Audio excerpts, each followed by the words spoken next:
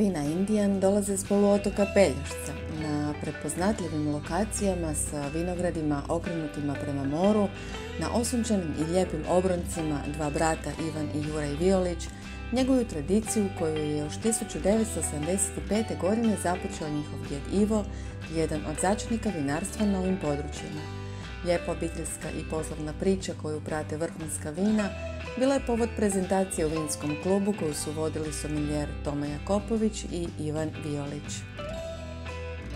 Prezentacija obuhvaćala kušanje 8 etiketa. Jakopović je istaknuo kako su vina i dalje tradicionalna, ali uz moderniji pristup i neke nove tehnološke momente koji su zadržali isti smjer, ali na višoj razini.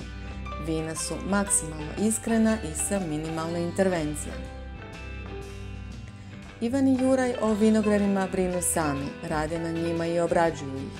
No vina koja stvaraju, a to su ova koja smo i mi imali prilike kušati, itekako zaslužuju pažnje. Od prošlogodišnjih rukaca i pošupa do plavca malog 2019. i 2018. do dingača Indian iz Berbi 2017., 2018. i 2019. pa sve do senzacije večeri koja se krije iza etikete Dingač Prestige 2018. Riječ je o vinu koje može biti aperitiv i digestiv, vino koje može pratiti razna jela i koje je jednostavno rečeno divno, baš kao što je bila i ova večer u vinskom klubu.